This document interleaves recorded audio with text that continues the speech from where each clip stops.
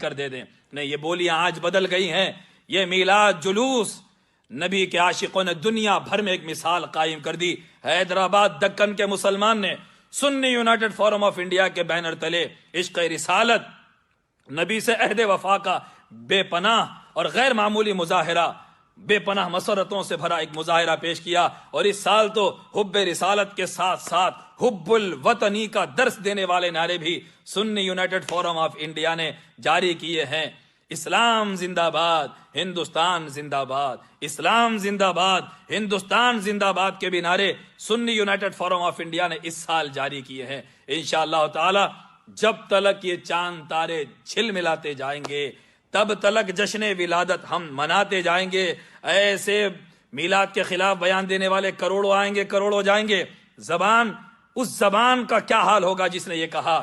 یہ میلاد جلوس پروموٹ کرنے والے، ان کی قبروں میں کیڑے پڑیں گے. اب یہ کیڑے آپ کے منہ سے نکل گئے ہیں، یا تو یہ کیڑے واپس لیں، یا نہیں تو یہ کیڑے آپ کا تعاقب کرتے رہیں گے، یا تو بدن میں پڑیں گے یا آپ کی قبر میں پڑیں گے. اللہ علیہ وسلم کی میلاد شریف کے موقع پر کس نوعیت کا مظاہرہ ایک مسلمان کو کرنا چاہیے؟ عزیزان محترم، حضور پاک صلی اللہ علیہ وسلم کی ذات گرامی ایک نہایت اعلیٰ مقام رکھتی ہے، اور آپ کا جو مرتبہ ہے نہایت عظمت تقدس کا مقام ہے، اور اس میں ادنا سی بھی ادبی ایمان جانے کے برابر ہے. تو اس لیے حضور پاک صلی اللہ علیہ وسلم کے بارے میں ایک مسلمان کو حد درجے محتاط رہنے کی ضرورت ہے. اس میں تھوڑی سی بے ادبی انسان کو آخرت کی بربادی کا تک لے جاتی ہے. اور ہمارے جو اکابر اور بزرگوں کا طریقہ رہا ہے، اور آپ صحابہ کرام رضوان اللہ تعالی علیہم اجمعین کے رویے کو، آپ کے کردار کو، ان کے معاملات کو آپ اگر ملاحظہ کریں تو اندازہ ہوگا کہ صحابہ کرام رضوان اللہ تعالی علیہم اجمعین نے کس طریقے سے حضور پاک صلی اللہ علیہ وسلم کی بارگاہ اور آپ کی محفل کا اہتمام کیا ہے، اس کا احترام کیا ہے. نبی کریم صلی اللہ علیہ وسلم کی بارگاہ میں صحابہ کرام رضوان اللہ تعالی علیہم اجمعین ہوتے تو ان کی نگاہیں جھکی ہوئی ہوتی، اور ادب کے مارے کوئی نبی کریم صلی اللہ علیہ وسلم کو آنکھ اٹھا کر دیکھنے کی جرأت نہیں کرتے. اور صحابہ کرام سے پوچھا گیا کہ حضرت براء ابن عازب رضی اللہ تعالیٰ عنہ سے روایت ہے کہ اگر تم مجھ سے سوال کرو کہ رسول اللہ صلی اللہ علیہ وسلم کا حلیہ مبارک کیسا تھا تو میں بالکل بتا نہیں سکتا، اور حضور کا رعب ایسا مجھ پر طاری ہوتا کہ ایک سوال کرنا ہو تو مجھے 2 سال لگ جاتے. تو اتنا ادب کا مقام نبی کریم صلی اللہ علیہ وسلم کی ذات گرامی ہے.